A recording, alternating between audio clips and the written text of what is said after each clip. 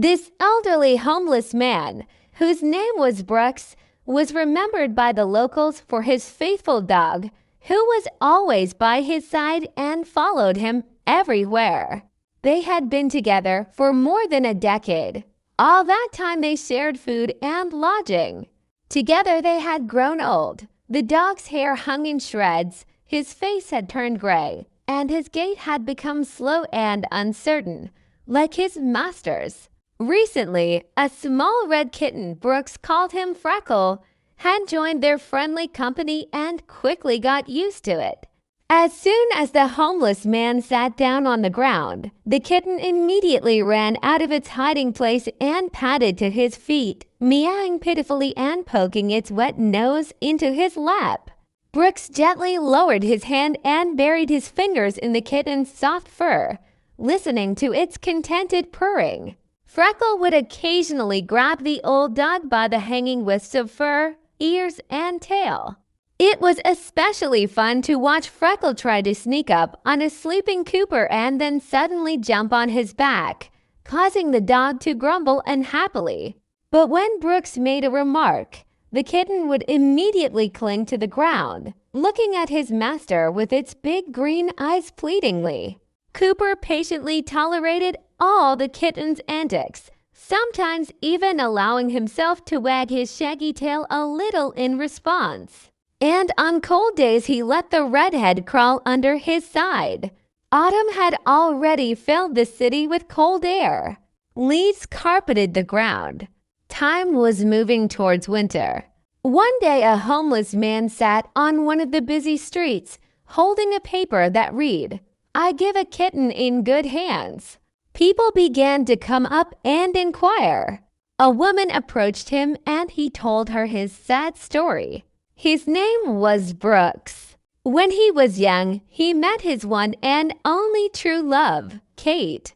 They married and lived happily for 10 years. They had no children. Kate was barren. But it did not mar their happiness, the main thing that they were together. They worked, had enough money, lived together in love and harmony. But happiness was not long. His wife periodically began to have headaches, and then they began to intensify. Kate was examined and she was diagnosed with brain cancer. Treatment was expensive, but Brooks decided to fight for his wife. Further treatment did not yield results. Unfortunately, surgery and chemotherapy did not help. The tumor progressed. There was no hope left.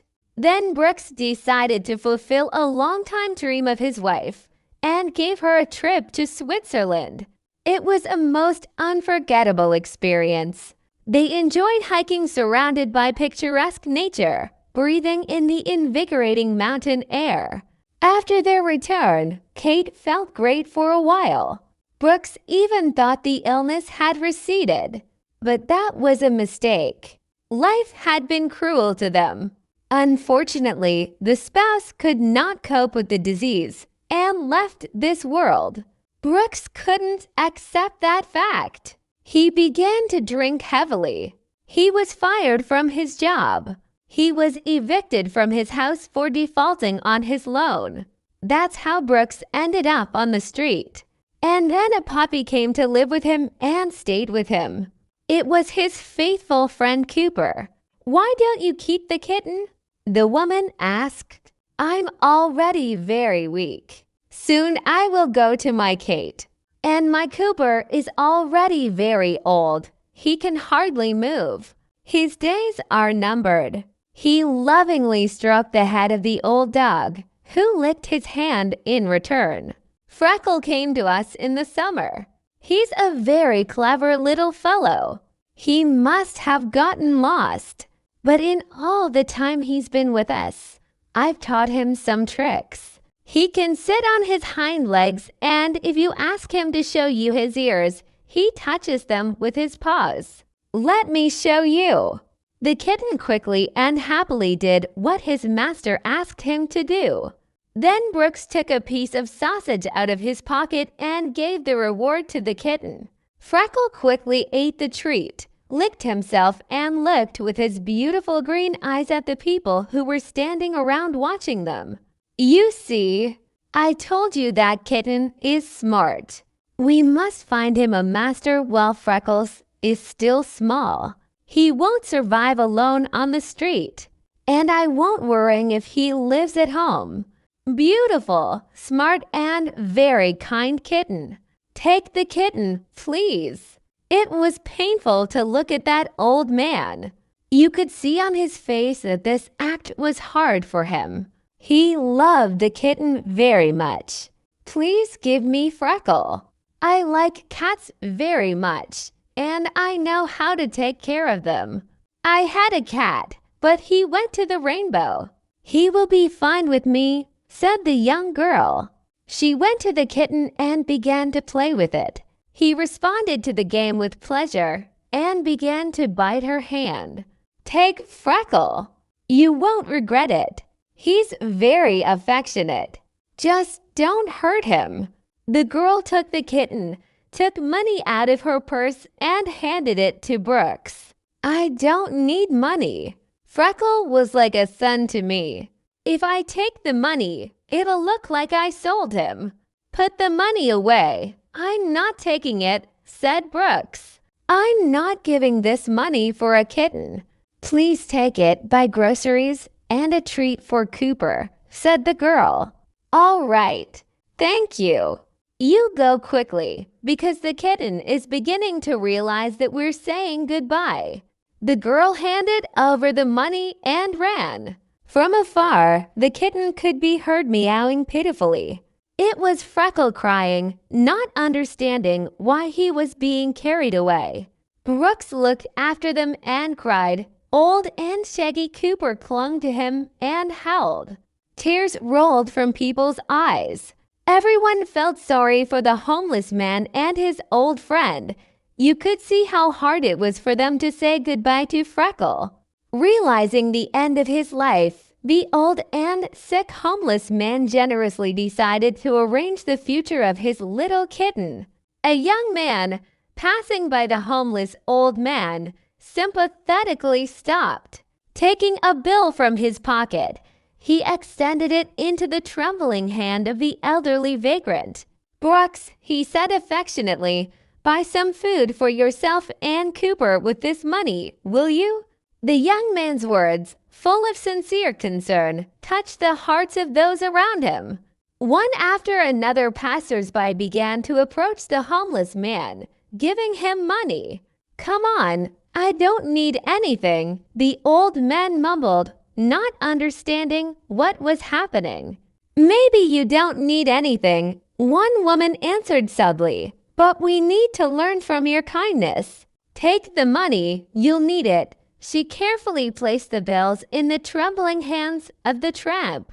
The old man looked around in amazement at the people who had bestowed their generosity on him. A shy smile appeared on his haggard face. "Thank you, kind people," he said quietly. "Come, my faithful Cooper, I'll buy you a treat."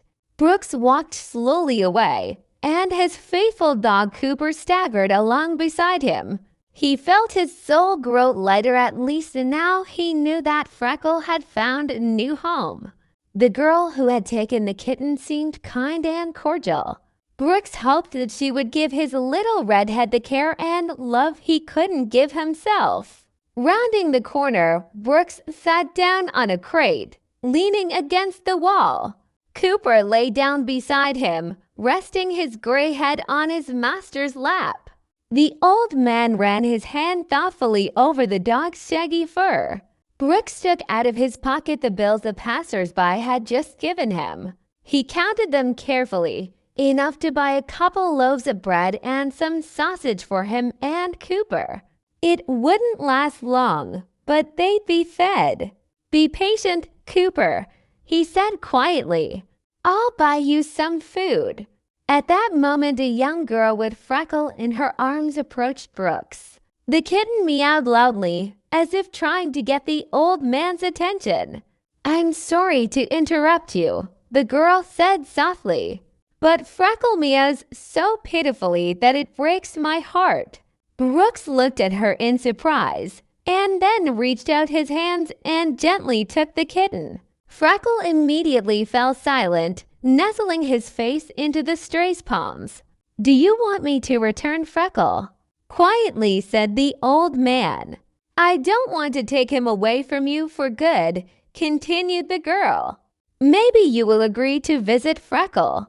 I'd be glad if you and Cooper would come to my house." Brooks felt tears coming to his eyes. He held the kitten against his chest, letting it rub its cold nose affectionately against his neck.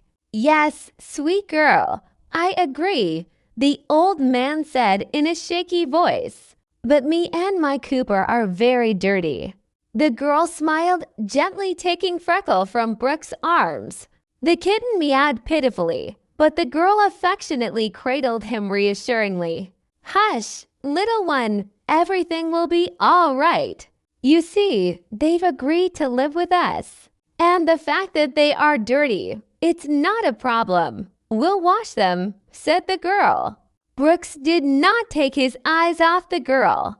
It felt warm and good. "Come on, Cooper," Brooks said, turning to his faithful dog. "We don't have to find shelter from the rain and wind now." Cooper got up and followed his master.